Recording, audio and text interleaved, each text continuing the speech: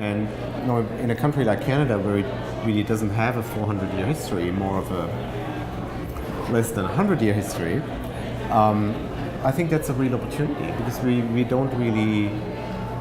I don't feel that there is a weight that pulls us down, like the weight of history. I mean, before I came here to run the CUC, I was the casting director of the Paris Opera, which obviously is a very prestigious old institution that's was founded in I think 1661 or something. That's a while ago. It's a while ago, and it gives you a lot of weight in a good way because it provides a lot of legitimacy. It always was part of the official culture, the representation of the court, and then later when there was no court anymore, it just became part of what was the public cultural routine in a way. But tradition always has two sides. Yes. It can be an inspiration, or it can be something that pulls you down and doesn't allow you to move. And I don't really think we have that here. So I take that as an opportunity to just put it out. And obviously, it doesn't exist when we don't do it. Yeah. So, and we do it here in Toronto as, first of all, we do it as 21st century people for 21st century people. Okay. But in a way, most of the people that we work with come from here.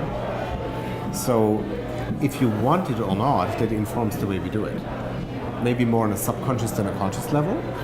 But it's very much about people from this community doing it for people of this community, with the help of guests that kind of stir the pot and make it a little bit more international.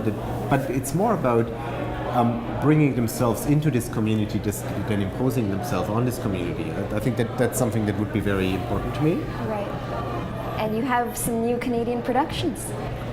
Well, yeah, I mean that was part of the process of my own personal immersion into this community. I always thought it would be important to develop Canadian work, but I didn't want to do it as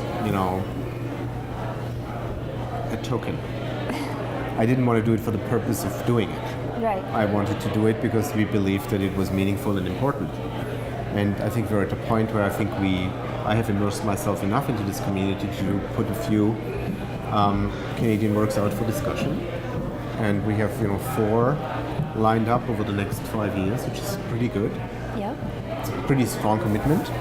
And we'll see what happens after. There's a lot of other things that are in discussion. None of them is kind of ready to be launched yet, but I think the fact that we have announced those 4 projects has given us a really big boost, and people kind of feel that we are maybe more interested than they thought we were, and that we have a certain level of commitment to, first of all, having discussions about new work and new Canadian work, but also that we're ready to follow through on it. Right. Well, tonight there's Pyramus and Thisbe. So what makes this production different and important? There's been a lot of buzz about it. Which I'm very happy about. It's in many ways a very unusual project. It's the first new Canadian work that we've presented at the CUC since 1999. It's the first world premiere of not only a Canadian work, the first world premiere of anything that we've presented at the Four Seasons Centre, which has been around for almost 10 years. So that makes me very proud that we were able to pull that off.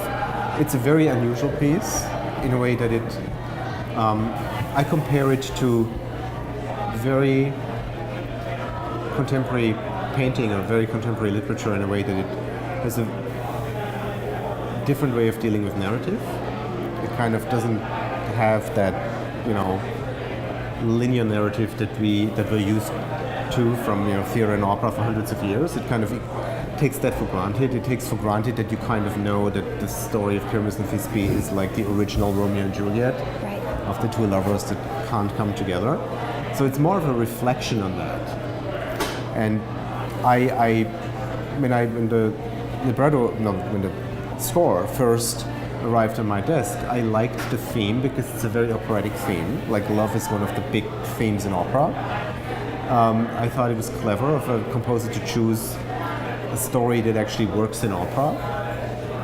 I like that. And then when I got into reading the music, reading the libretto, I realized that Barbara Monk-Feldman had also very cleverly, intelligently chosen how to tell that story in a non-narrative, non-linear way. In fact, that she chose almost like meditations on the theme of unfulfilled love, with those three main texts that she chose from Faulkner and St. John of the Cross and Rilke.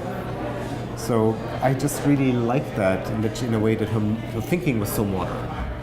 And not only that her, the language of her music and the way she wrote score, but the whole thinking that she had put into that piece was so incredibly contemporary.